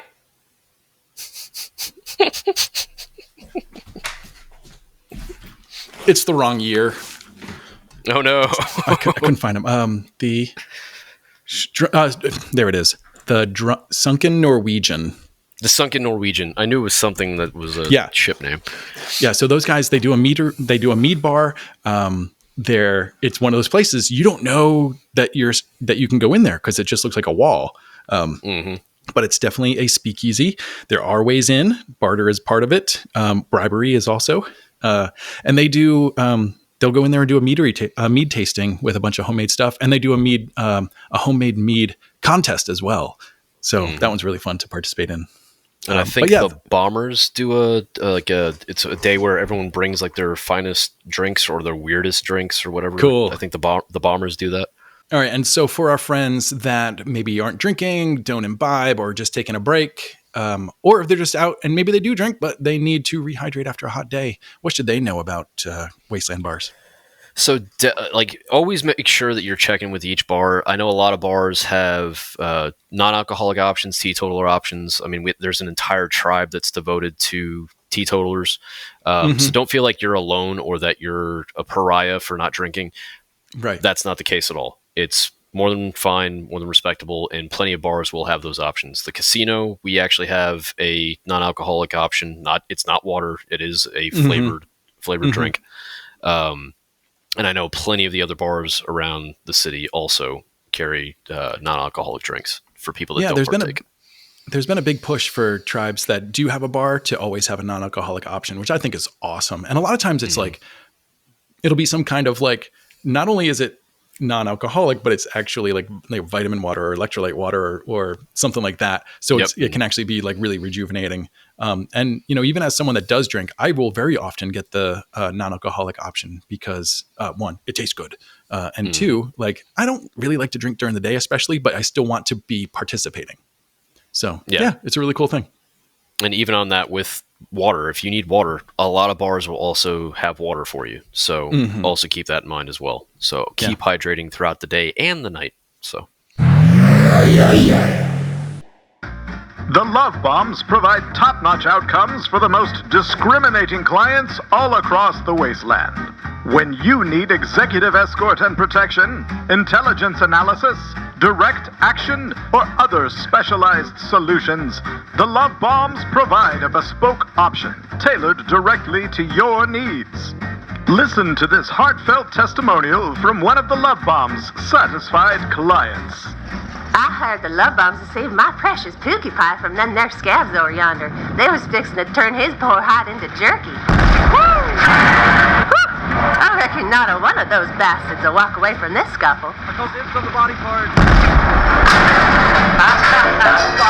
Goodness gracious, I reckon I ain't ever seen a gun that big. The Love Bombs will give your enemies a licking they won't soon forget. Yes, the Love Bombs. They're polite, professional, and have a plan to kill everyone they meet. The Love Bombs provide complete confidentiality in their free initial consultation. That's right, the initial consultation is absolutely free. Remember, the Love Bombs. Artillery available. Check out all these different events and stuff. DXC Dauntless, which is just inside the gates past WCC on your left, across the street. So opposite the command center. This will all make sense when you're on site. They host a map of the event, which will point you toward all the tribes.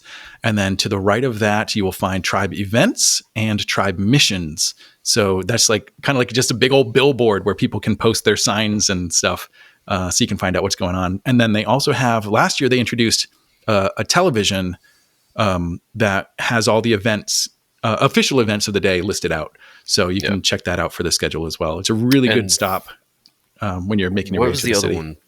They do the unofficial guide. I can't remember who does it. It's the Schofield's Drifters host the unofficial. Okay. Yeah. That so that one you can find. Thing to have. Oh my gosh. Yeah. Print it out. Yeah. Print it out before you get there. And also that brings up another point. Print out your tickets before you get there, please. It helps out. You're not going to get cell service like you think you're going to.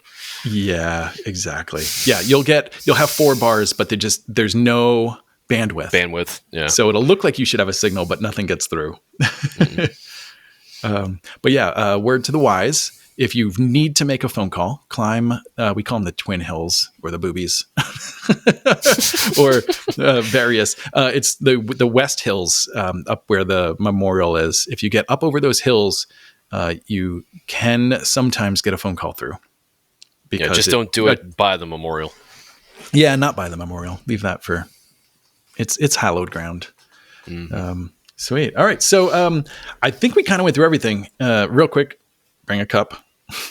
Yes, definitely bring a cup. If as a bartender, and how many first years I had last year that did not have a cup and came back to me with like a split open soda can. I'm like, that's a good way to get your lip cut open. So yeah, bring absolutely. A cup. Yeah. And if you can have it that it can be worn, a lot of people have a carabiner cup so they can wear it. Most of them are open, but I'd almost suggest having one that has a lid or gets closed. Make sure it can still open so someone can pour something for you in there. But keeping the dust out of your drink is not the worst idea. Yeah, and make sure the carabiner works. Mine broke while I was climbing the Thunderdome, fell. Luckily, didn't hit anybody. And when then somebody handed it to me, it was nothing but mud on the inside. Yeah. So yeah. And then if you forget to bring a cup or a hat or I don't know about shoes, but a lot of items, a lot of tribes will host barter tables. There's the barter hole right outside of DXC. Let's see, the Skullduggers host an indoor bazaar. Yeah. Yeah. And so there's a lot of bartering happening everywhere. And if you forget your cup, I lose my cup every year, inevitably. But I'll go over to one of the barter tables and boom, there are cups, you know? So it's a good way to do it. Also, write your name on stuff. Oh, I didn't ever think of this before. Like I helped go through Lost and Found last year.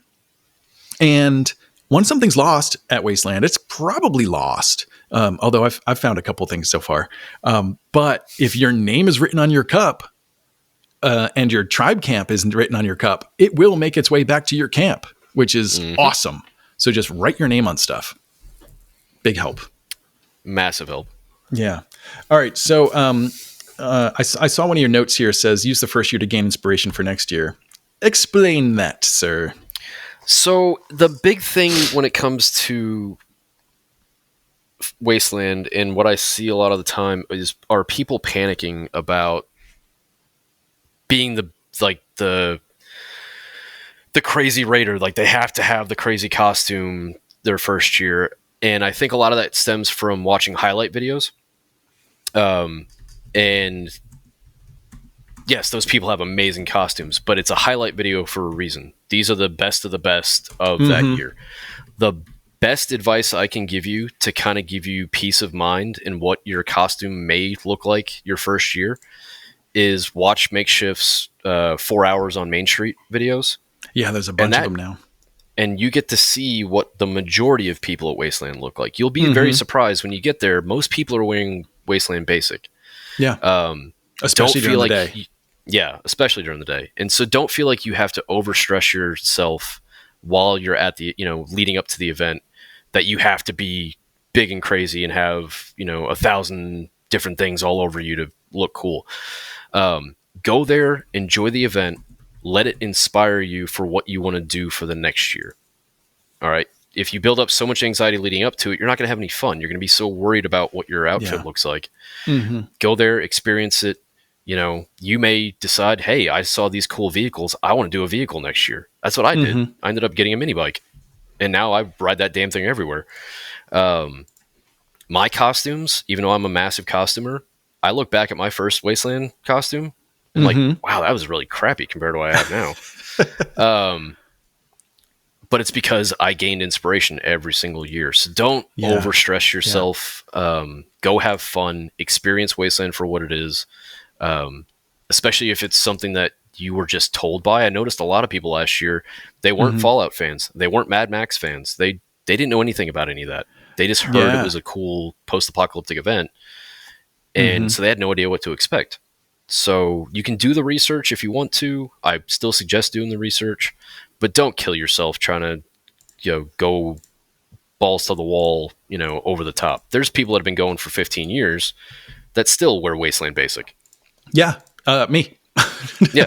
There we go. MakeShift. Yeah. I'm always like, I'm on the move too much. I don't want to weigh myself down with too much stuff. And so, I keep it really simple. I go for blending in more so than I go for standing out. And it works for me because I have a hard time sitting still. And, part of my story is that I'm on the go. So it works. But that doesn't mean that, it does kind of mean I cut corners sometimes. But you still want to maintain that standard of blending in so that you're not sticking out. Exactly. Yeah. Be an NPC your first year. Yeah. Just experience it for what it is. Yeah, that's fair. And then eventually start building up, and then you can be the crazy, whatever you want to be. Honestly. Yeah, absolutely. And over the course of a few years, you'll build like a wardrobe so that, you can kind of decide what you want to wear each day, depending on what the weather is. You'll have a costume that is a little bit more fitting if it's dust storming. You'll have a costume that's more fitting for like high heat versus if it gets really cool during the day. I highly suggest mix and match. Yeah. Just have a bunch of pieces and be ready to go with whatever. I think I wear my armor, like my full armor gear which I know you'd mentioned on your last podcast, but I think I was actually one of the people that stabbed you in the eye with my shotgun shells on my shoulders. But I wear that one time the entire event, and it's when I'm on my mini bike. That's gotcha. it. Yeah. Yep. So yeah, funny. And then I tend to be a little bit more elaborate on like Wednesday, and then by Saturday I'm practically naked. And I feel like that's a lot of Wastelanders.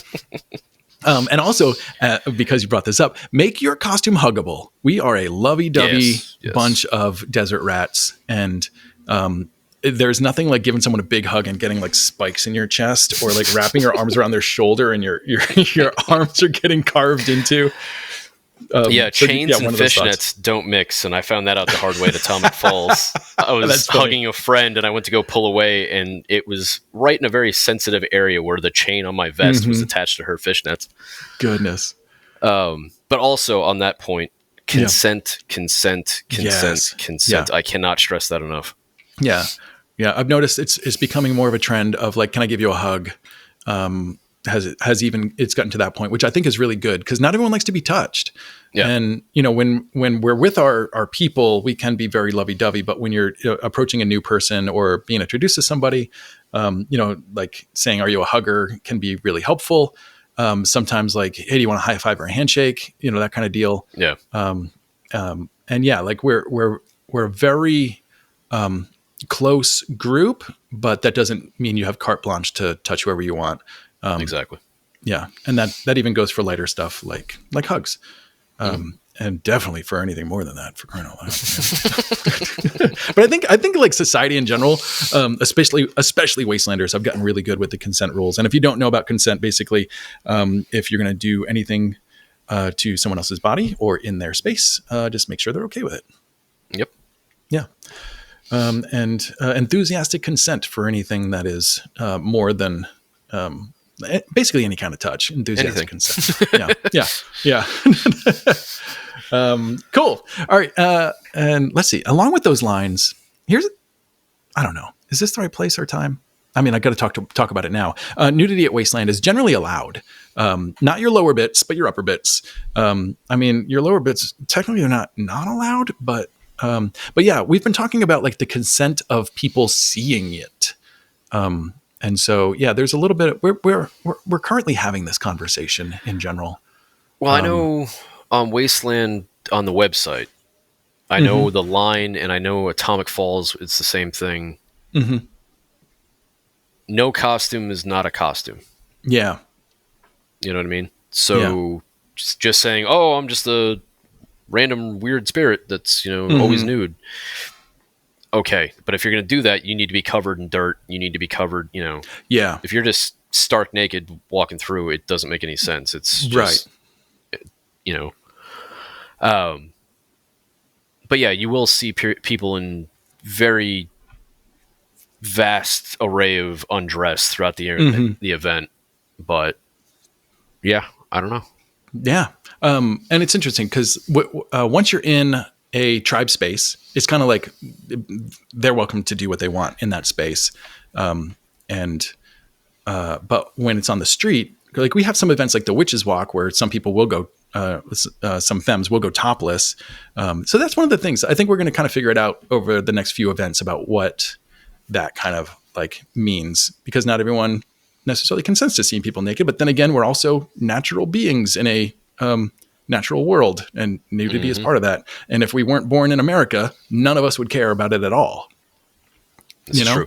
So, that's one of those conversations that will be ongoing, but we'll figure it out. But in general, even if especially if someone's naked, no pictures, you need consent for that. That is a huge thing. But then also, as someone who might be in various states of undress, know that this is a capture positive event. So you might end up in someone's background unknowingly. A lot of the professional photographers know very well to check in with people about photos, especially if they're in states of undress. But not everyone's going to know that. So just be aware that people are allowed to take pictures and video of this event, unlike like the regional Burning Man event here in Tennessee. I haven't gone to it yet, but one of their things is like they do not like any cameras there at all. But I think it's because I'm in a super conservative area over here. And a lot of these people have very different personal and professional lives versus people like me that, my professional life does not affect my personal life whatsoever. You know what I mean? Oh, no, I get it. And even at like at the small events, like Atomic Falls, Aftermath, I know a lot of the photographers will still go up and ask like, hey, I can see that you're, exposed. Are you okay with me taking photos around, not specifically of you, but like, and all that kind of stuff. So, I've had a lot of those conversations, because sometimes you capture someone in a wide and then you're like, oh shoot, like that person's topless over there. So then I'll have a conversation with them. Hey, just so you know, I'm capturing this area. Are you okay being seen? And I mean, most of the time they're just like, yeah, sure. Of course. Yep. But yeah, that's something to check in with on an individual basis. Okay. We got into some weird territory here at the end. We did. Yeah. Let's see. First timers, come on out. You're going to have a good time. Come on out. Yeah. Come find me at the casino. I will gladly hand you a fistful of caps if you tell me you're your first year. Yeah. But you have to tell me what your favorite memory of the weekend has been so far. So otherwise I'm going to have you do a Dirt Angel. And and you'll find out what that is. Mm-hmm. Right or I'll have you go spin the wheel, which could even be worse. It could potentially be worse. I love that the wheel's still a thing. That's going on. This is year 15, so that's 14 years of the wheel, I think. Mm-hmm. Which is pretty rad. And don't be afraid to tell people it's your first year, because by all you'll means, get special treatment everywhere. Yes, if you tell people you're your first year, they will do a whole bunch of stuff for you. Yep, absolutely. All right, fantastic. Do you think we got it well covered? I mean, you can never get everything well covered. No. I mean, I guarantee I'll smack myself later, but that's fine. Yeah, well, same. Guys, if you want some more information, there is another episode of the Apocalypse Post. Go back on my YouTube, look for a video called, where'd it go? I lost it. It's called Everything You Need to Know About Wasteland Weekend. I'm actually going to link that in the show notes to make sure you can get there. It's 20 minutes long-ish, and it goes over a lot of stuff that we talked about today and some additional stuff that'll help you like through the line. And setting up camp. Yeah. Give you a little bit of hints about how to camp and how to survive and that kind of thing. And I go through it as fast as I possibly can. And then, of course, just go back in the backlog of this channel. Listen to the Outlanders episode that came out a couple weeks ago if you haven't yet.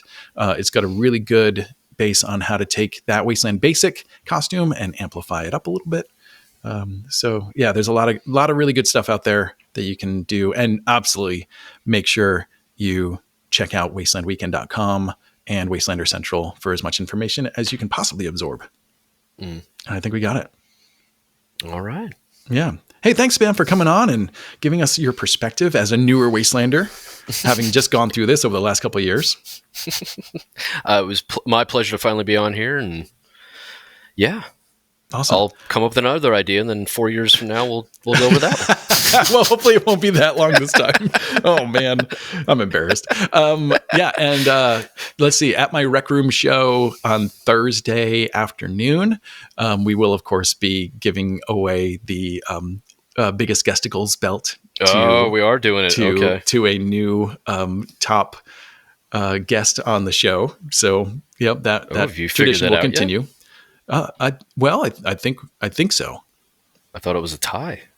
Not anymore. Oh no. Okay. All right. Yep. It's really coming down to the wire. So we'll see what happens in the next couple of weeks.